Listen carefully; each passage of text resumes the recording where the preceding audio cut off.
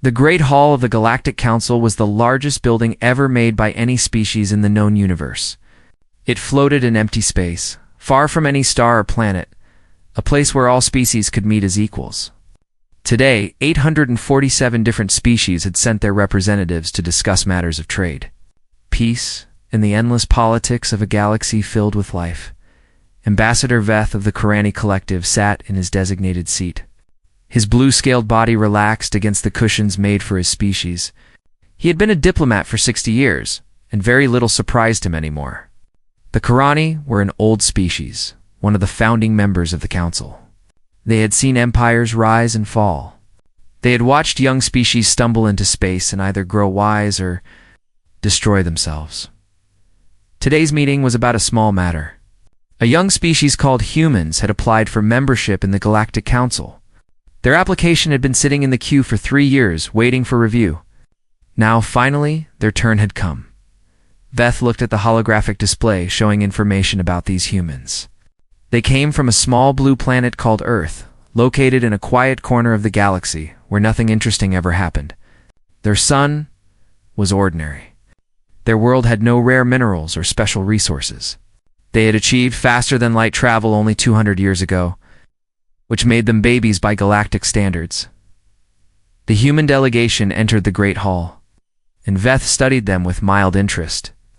They were strange-looking creatures. They had no scales, no claws, no natural armor. Their skin was soft and came in various shades of brown and pink. They had hair on their heads, but nowhere else that he could see. They walked on 2 legs and had 2 arms, which was common enough in the galaxy. But there was nothing special about them. Nothing that made them stand out. The leader of the human delegation was a male called Admiral Kong Dae-ho. He was older than the others, with gray hair at the sides of his head and lines on his face that showed his age. He walked with the careful steps of someone who was used to being watched. His eyes moved around the room, taking in everything, but his face showed nothing. No fear, no excitement, just calm observation. Beside him walked a female called Commander Yunhana. She was younger, with black hair pulled back tightly from her face. She smiled pleasantly at the various alien species they passed, but Veth noticed something odd. Her smile did not reach her eyes. Her body was relaxed, but there was something in the way she moved that reminded him of a predator. Pretending to be harmless, Veth dismissed the thought. Humans were clearly not predators. They had no weapons on their bodies, no venom, no strength worth mentioning. They were probably just nervous, the speaker of the council, a massive creature from a gas giant world, called the session to order. The sound it made vibrated through special translators so all species could understand. We are here to consider the application of the species known as humans for membership in the Galactic Council. Representative of the humans, please state your case. Admiral Kong Dae-ho stepped forward. When he spoke, his voice was calm and steady. The translators converted his words into 800 different languages simultaneously. Honored members of the Galactic Council, he said, humanity comes before you today with simple requests. We seek peace with all species. We wish to trade goods and knowledge. We want to learn from your civilizations and share what little we have to offer. We have no interest in conquest or war. We simply wish to take our place among the stars as friends and partners. There was a murmur of approval from many delegates. This was the kind of speech they liked to hear. Young species often came with grand ambitions and aggressive demands. The humans seemed properly humble. Representative Laura of the Merchant Guilds, a four-armed being covered in golden fur, asked the first question. What do humans have to trade? Our records show your world has no valuable resources. Admiral Kong nodded. You are correct. We have no rare minerals or special materials, but we have other things. We are creative. We make art and music. We solve problems in unusual ways. We work hard. We believe we can contribute to the galaxy through our labor and our ideas. Representative Ren of the Science Collective, a floating sphere of light that communicated through color changes, pulsed with curiosity. Your technology is behind most spacefaring civilizations by several hundred years. Do you expect us to share our advances with you? We would be grateful for any knowledge shared with us, Admiral Kong replied. But we do not demand it. We will learn at our own pace if necessary. Veth decided to ask his own question. Admiral Kung, why should the Council admit humanity? You have nothing special to offer. You are not strong. You are not advanced. What makes you worthy of membership? The human admiral did not seem offended by the harsh words. He simply nodded as if he had expected this question. You are right, Ambassador. We are not special. We are small and weak and young. But we believe that every species deserves a chance to grow. We do not ask for special treatment. We only ask for the opportunity to prove ourselves through our actions. The vote was quick. Humanity was admitted to the Galactic Council with little opposition. They were assigned a small sector of space near the edge of the galaxy, far from the important trade routes and powerful empires. It was the kind of territory given to species that nobody expected to amount to much. As the human delegation prepared to leave, Veth watched them go. Admiral Kang and Commander Yoon walked side by side toward the exit. Just before they passed through the doors, Veth saw something strange. The two humans looked at each other. A small smile passed between them. It was quick, barely noticeable, but something about it made Veth uncomfortable. It was the smile of someone who had gotten exactly what they wanted. The smile of someone who had a secret. Veth shook his head and turned away. He was imagining things. The humans were nobody. In 100 years, they would probably still be struggling in their little corner of space, trading their art and music for the technology they needed to survive. He would not think about them again for 3 years. And by then, it would be too late to realize how wrong he had been. The planet called Nubusan was beautiful. It had green forests, blue oceans, and mountains that touched the clouds. 3 million humans lived there, building cities and farms and schools. Children played in parks while their parents worked. Old people sat in gardens and watched the sunset. It was a peaceful place full of hope and dreams. Governor Park Soon-min stood at the window of his office, looking at the city below. He was a small man who wore glasses even though doctors could easily fix his eyes. He liked his glasses. They reminded him of his grandfather who had worn the same kind back on Earth. Some things were worth keeping. Even when better options existed, his assistant rushed into the room, her face pale with fear. Governor, we have a problem. A big problem. Park turned away from the window. What is it? Ships. Hundreds of them. They just appeared in orbit. They are not human ships. Park walked quickly to the command center, where screens showed the space above Nubusan. His heart sank at what he saw.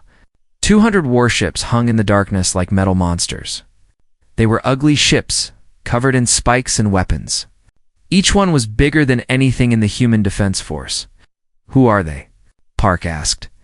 The Vareth Dominion, said his military advisor, a young woman named Captain Bae Soo-young. Her voice was steady, but her hands were shaking. They are one of the most powerful empires in the galaxy. They have conquered hundreds of worlds. They take slaves. Park felt cold. He had read about the Varoth. They were insectoid creatures, like giant bugs, with hard shells and sharp claws. They did not negotiate. They did not make peace. They simply took what they wanted and killed anyone who tried to stop them. A transmission came through. The screen showed a Varoth commander, a creature with black eyes and mandibles that clicked when it spoke. Its name was Tanis, Supreme Commander of the Vareth Expansion Fleet. Attention, human colony, Tanis said. This world now belongs to the Vareth Dominion. You have 1 planetary rotation to surrender. All humans will become slaves of the Dominion. Your children will work in our mines. Your adults will serve our needs. This is not a request. This is your only chance to live. If you resist, we will destroy your cities and take whoever survives. The choice is yours. The transmission ended. The command center was silent. Everyone looked at Governor Park. 3 million lives depended on his decision. They had only 12 small defense ships against 200 Vareth warships. Fighting was impossible. Surrender meant slavery. There was no good option. Park removed his glasses and cleaned them slowly. He put them back on and looked at the screen showing the Vereth fleet. "Send a reply," he said. "What should we say, Governor?" Captain Bay asked. Park's voice was calm and clear. One word, no. Captain Bay stared at him. "Governor, they will destroy us. We cannot fight 200 ships." Park smiled. It was a strange smile, not afraid at all. "Captain, I need you to trust me. Send the word. Then send an emergency signal to Earth. Tell them what is happening. Use the special code." "The special code? But that is only for... I know what it is for." "Send it." The message was sent. The single word "no" traveled across space to the Vereth fleet. Minutes later, the emergency signal flew toward Earth at faster than light speed. Supreme Commander Tanis received the human reply and made a sound that might have been laughter. In 6,000 years of conquest, no species had ever refused a Vereth ultimatum. This was amusing. These soft, weak creatures thought they could resist. "They are either very brave or very stupid," Tana said to his officers. "Prepare the attack. We will show them what happens to those who refuse the Dominion." 6 hours passed. Governor Park waited in the command center, drinking tea and reading reports. His staff watched him with confusion. He did not seem worried at all. He acted like it was a normal day. Then the sensors detected something. Something impossible. Captain Bay looked at her screens 3 times before she believed what she was seeing. Governor ships. Human ships. Thousands of them. The sky above New Busan turned bright with light as ship after ship dropped out of hyperspace. They came in perfect formation, rows and rows of warships, bigger than anything Captain Bay had ever seen. She started counting but gave up when she reached 1,000. They just kept coming. 3,000 warships of the Terran United Navy surrounded the Vereth fleet completely. The Vereth ships looked like toys compared to the human vessels. Each human battleship was a mountain of metal and weapons. It's built for one purpose and one purpose only. A transmission went out on all frequencies. Admiral Kong Daeho appeared on every screen in both fleets. "This is Admiral Kong Daeho of the Terran United Navy. You have threatened our people. This is something we do not forgive. You have 30 seconds to power down all weapons and surrender. There will be no negotiation. There will be no second chance. Power down now or be destroyed." Supreme Commander Tanis could not believe what he was seeing. Where had these ships come from? Human records showed they had only 50 military vessels. This was impossible. His pride would not let him surrender. He had never lost a battle. He had conquered 100 worlds. He would not bow to these soft, weak mammals. "All ships, attack," Tanis commanded. The Vereth fleet opened fire. Thousands of weapons shot toward the human ships. The human ships did not dodge. They did not need to. Their shields absorbed the attacks like they were nothing. Then they fired back. The battle lasted 47 seconds. When it was over, 200 Vereth warships were dust floating in space. Not one human ship was damaged. Not one human life was lost. Governor Park watched from the surface of New Busan. He took off his glasses and wiped tears from his eyes. Tears of relief. Tears of pride. Captain Bay stood beside him, her mouth open in shock. "How?" she whispered. "How did we have so many ships? Where did they come from?" Park put his glasses back on and smiled. "Captain, did you really think humanity would walk into the stars without being ready for what we might find? We hoped for peace. But we prepared for war. We always prepare for war. It is who we are." The news spread across the galaxy like fire. The Vereth Dominion, one of the most feared empires in known space, had lost 200 warships in less than 1 minute. The enemy was not a powerful old civilization. The enemy was not a secret alliance of many species. The enemy was humanity. The quiet, weak, important humans that everyone had forgotten about. Ambassador Veth demanded an emergency session of the Galactic Council. Within 2 days, Representatives from every major species gathered in the Great Hall. Fear filled the air. Everyone wanted answers. The Great Hall was loud with arguments and accusations. Representatives shouted over each other. Some demanded that humanity be expelled from the council. Others wanted to form an alliance against them before they decided to conquer everyone. A few sat in silence, too shocked to speak. Representative Laura of the Merchant Guilds stood and spoke above the noise. This is impossible. Our intelligence services have been watching humanity since they joined the council. They had 50 military ships, maybe 60. Where did 3,000 warships come from? Did someone give them weapons? Did someone help them? Representative Wren of the Science Collective pulsed with worried colors. We analyzed the recordings from the battle. The human weapons are more advanced than anything we have seen. Their shields stopped every Varath attack without any damage. How did they develop such technology? They were supposed to be centuries behind us. Ambassador Veth felt sick.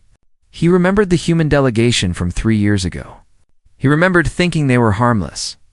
He remembered their humble speech about wanting peace and trade. Had it all been a lie? The human ambassador to the council, Dr. Choi Yun-bai, sat calmly in her seat through all the shouting. She was an older woman with gray streaks in her black hair. She wore simple clothes and no jewelry. She looked like someone's kind grandmother, not the representative of a terrifying military power. When the speaker finally restored order, all eyes turned to Dr. Choi. She stood slowly and walked to the center of the chamber.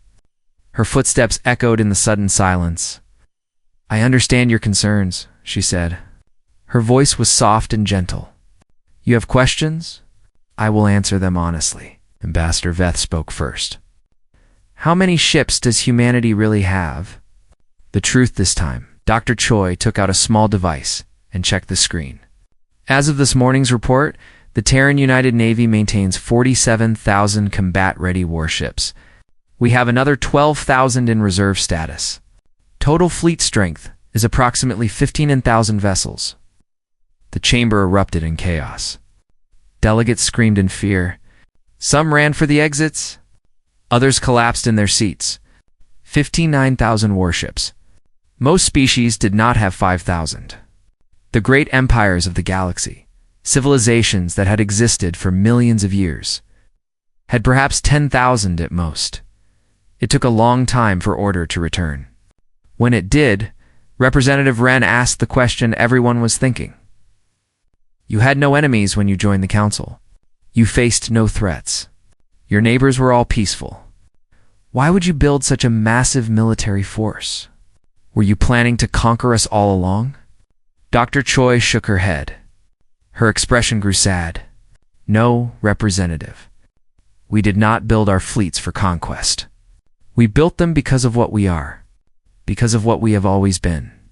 She pressed a button on her device. A holographic display appeared, showing images from human history. Cities burning, bodies lying in fields, weapons that could destroy entire nations. For the first 4,000 years of our recorded history, humans did nothing but kill each other. We fought wars over land. We fought wars over religion. We fought wars over ideas. We fought wars for no reason at all except that we were afraid of each other. The images changed. Soldiers marching. Ships bombing cities. Mushroom clouds rising into the sky. We created weapons that could end all life on our world. We came close to destroying ourselves many times. We learned through oceans of blood and mountains of dead bodies that war is terrible, that violence solves nothing, that peace is precious. She turned off the display and faced the council. But we also learned something else. We learned that being peaceful does not mean being weak. We learned that hoping for the best does not mean ignoring the worst. When we reached the stars, we did not assume that everyone we met would be friendly. We remembered our own history. We remembered what happens to those who cannot defend themselves. Her voice grew harder. So yes, we built our fleets. We spent 200 years preparing for the day when someone would threaten our people. We hoped that day would never come, but we knew it would, because we know what intelligent beings are capable of. We know it better than anyone. Ambassador Veth found his voice.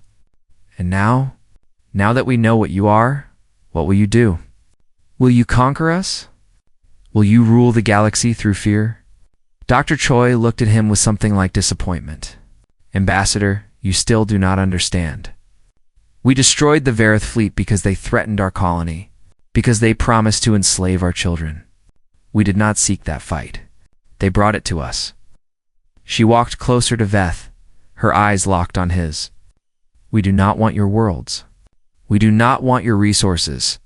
We do not want to rule anyone. We want exactly what we said we wanted 3 years ago. Peace, trade, friendship. Nothing has changed. Everything has changed, Veth said quietly. Dr. Choi nodded.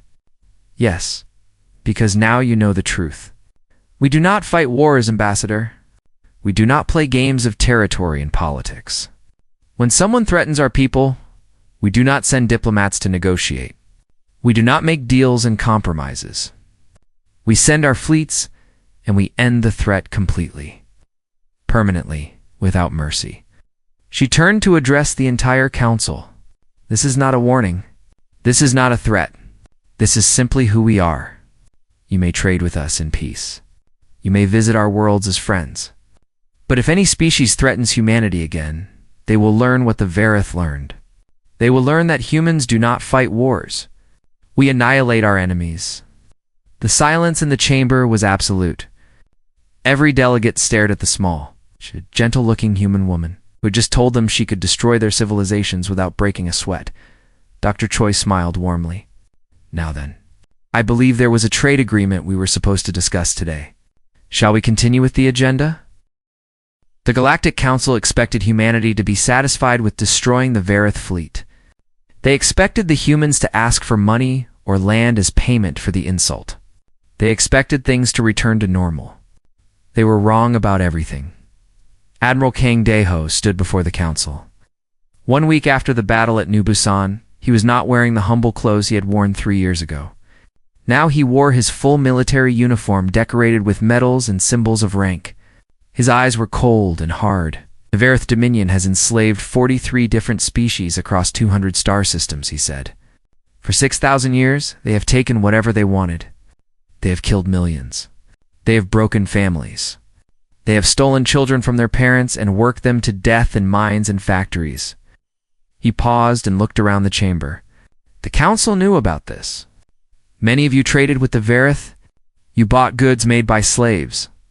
You looked the other way because the Verith were strong and you were afraid. That ends now. Ambassador Veth stood up. Admiral, what are you saying? Are you going to start a war? Admiral Kang shook his head. No, Ambassador. I am going to end one. The Verith have been at war with innocent species for 6,000 years. We are simply going to finish it. The Terran United Navy moved within hours of Admiral Kang's speech. They did not ask for permission from the Council. They did not form alliances or make plans with other species. They simply acted. Fleet Admiral Oh Minho led the liberation forces. He was a big man with a shaved head and a voice that could be heard across a crowded room without shouting. Under his command, Verith space, and began freeing the slave worlds one by one. The first world they liberated was called Keth by its people, a species of small, gentle beings with large eyes and soft fur. They had been slaves for 3,000 years. When human soldiers landed and told them they were free, many of them did not believe it. They had never known anything but chains. Oh Minho walked through the slave camps personally. He saw the conditions. He saw the scars on the workers' bodies. He saw the graves of those who had died from exhaustion and cruelty. His hands shook with anger, but his voice was gentle when he spoke to the freed slaves. You are safe now, he told them. No one will hurt you again. We promise. Vice Admiral Shinbora commanded the strikes against Verith military targets. She was a thin woman with sharp features and sharper intelligence. She had studied the Veroth for years, learning their weaknesses and their patterns. Now she used that knowledge to destroy them. Her fleet attacked Veroth shipyards and weapons factories. They destroyed the places where new warships were built. They made sure the Vereth could never rebuild their military strength.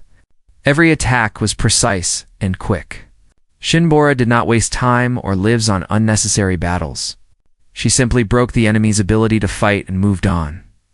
Commander Li Taejan led the ground forces. He was young for his rank, but he had earned it through skill and bravery. His soldiers were different from the fleet. They did not destroy from a distance. They landed on planets and fought face-to-face with Varith soldiers. Li could have simply bombed the Varith worlds from space. It would have been easier and safer for his troops, but he refused to do it. The Varith used slaves as shields. Bombing from orbit would kill innocent people. So, Li's soldiers went down to the surface and fought carefully, making sure that only Varoth died. It was hard and dangerous work. Human soldiers were killed in those battles. Li mourned every one of them, but he never changed his orders. Protect the innocent. Always protect the innocent, even if it cost us everything. The Varith fought back with everything they had. They were proud warriors who had never lost a war. But nothing they did could stop the human advance. Their weapons were too weak. Their ships were too slow. Their soldiers were too few. The Terran United Navy crushed every force that stood against them in 3 months. An empire that had stood for 6,000 years was destroyed. The Varith homeworld surrendered after their last fleet was wiped out in orbit. Supreme Commander Tanis was captured alive and brought before Admiral Kung for judgment. The human tribunal was fair but firm. Tanis was shown the evidence of Varith crimes, recordings of massacres, lists of dead slaves, testimonies from survivors. When it was over, Tanis was given a chance to speak. "I do not understand you," Tanis said to Admiral Kang. "You have the power to take our worlds. You have the power to enslave us as we enslaved others. Why do you not do it? Why do you waste resources freeing species that cannot help you? What do you gain?" Admiral Kang looked at the insectoid creature for a long moment before answering. 600 years ago, my ancestors were slaves," he said. "They worked in fields owned by cruel masters.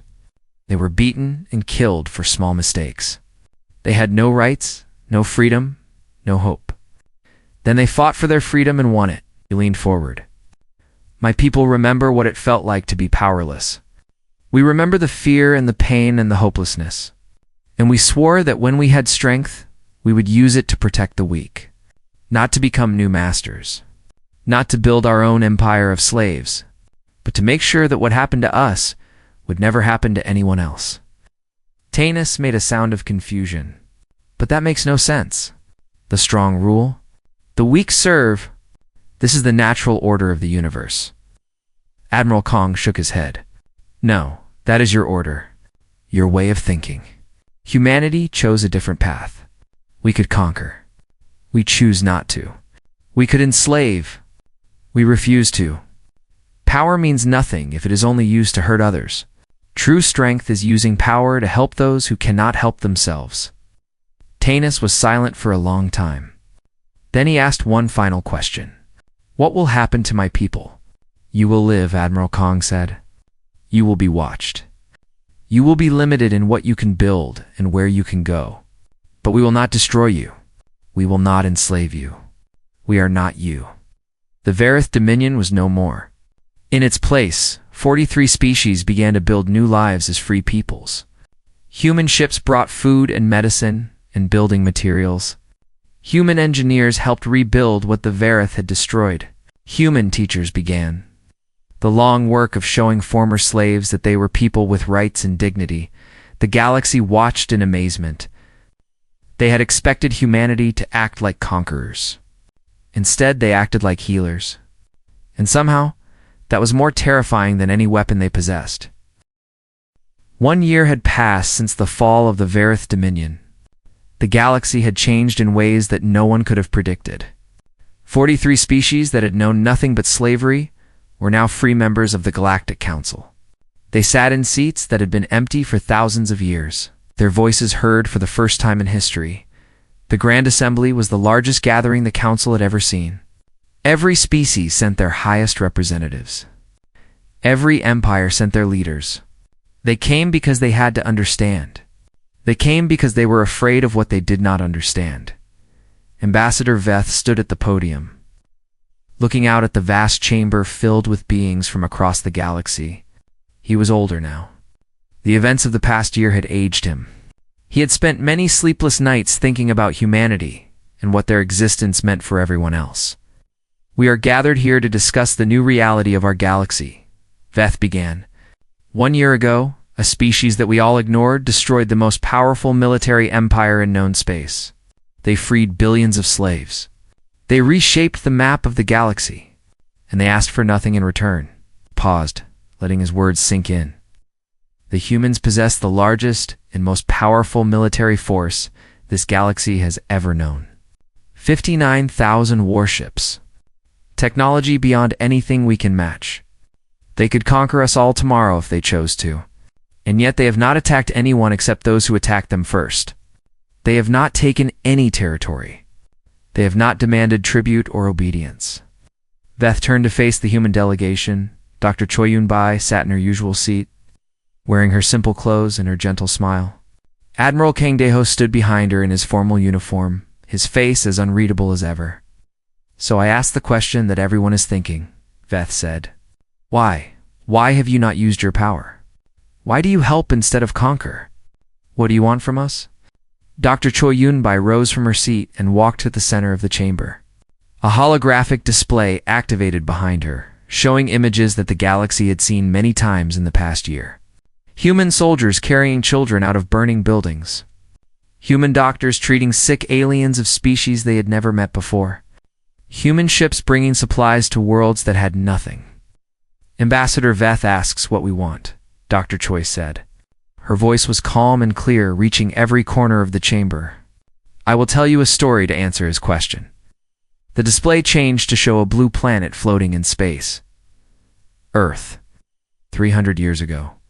Before we had ships that could travel between stars, humanity almost destroyed itself. We built weapons that could end all life on our world. We came within minutes of using them. Millions would have died. Maybe billions. Maybe everyone. The image showed nuclear explosions. Cities vanishing in fire. People running and screaming. We stopped at the last moment. We looked at what we had become, and we were horrified. We realized that all our intelligence, all our creativity, all our potential meant nothing if we used it only to destroy. We decided to change. The display showed humanity's journey to the stars. Spaceships launching, colonies being built.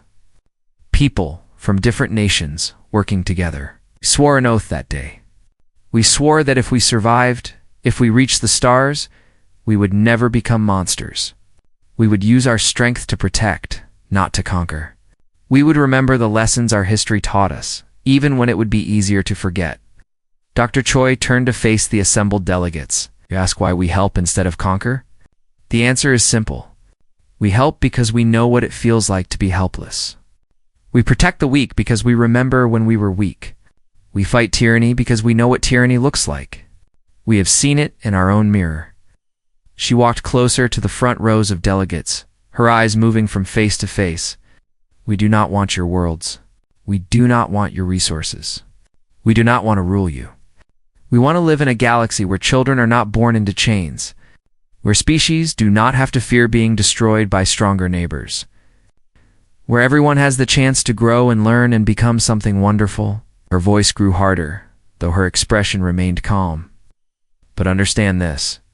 We will not ask permission to protect the innocent. We will not negotiate with those who enslave others. We will not make deals with empires built on blood and suffering. From this day forward, the rules are simple." She held up one finger. "Slavery is forbidden. Any species that keeps slaves will answer to us." A second finger.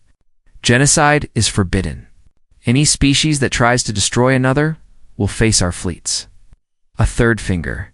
"Conquest of the unwilling is forbidden. Any species that attacks peaceful worlds will learn what the Verith learned." She lowered her hand. "These are not threats. These are promises. We will not police your internal politics. We will not tell you how to live. But some things are not acceptable. Some evils cannot be ignored. And when we see those evils, we will act quickly, completely, without mercy." The chamber was silent. Every delegate understood what they were hearing. Humanity was not asking for power. They were simply stating facts. They had the power. They would use it as they saw fit. And there was nothing anyone could do to stop them. But strangely, most of the delegates did not feel afraid. They felt something else. Something like hope. Dr. Choi smiled. Now, I believe we have matters of trade and cooperation to discuss. The freed worlds need help rebuilding. There are opportunities for everyone here. Shall we begin?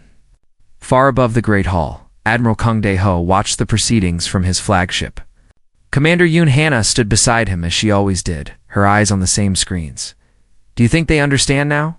She asked. Admiral Kang considered the question.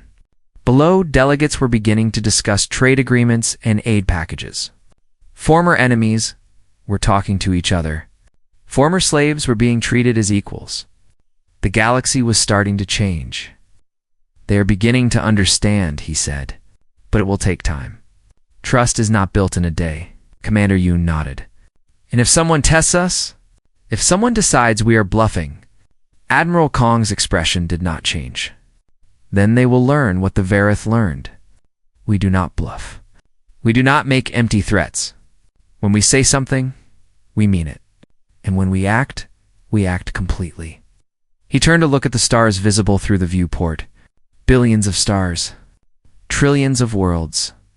Countless species living their lives hoping for peace, fearing war. Humanity did not ask for this responsibility, he said quietly. We did not want to be the ones who decide what is right and wrong for the galaxy. But history does not ask what we want. It simply presents us with choices. And we have chosen to be the shield that protects the innocent. The sword that strikes down tyrants, the light that shows the way. Commander Yoon smiled. That sounds like a heavy burden. Admiral Kang nodded. It is, but it is our burden, and we will carry it for as long as we must. He turned back to the screen showing the council chambers. Because that is what humans do. We carry burdens that others cannot carry.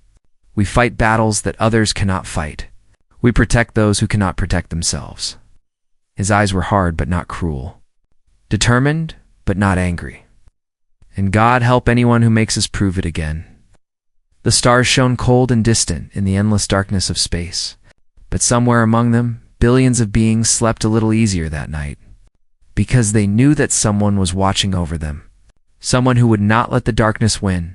Humanity had found its purpose among the stars. Not as conquerors. Not as rulers. But as guardians. Protectors. The ones who would stand between the innocent and those who would harm them. And the galaxy would never be the same again.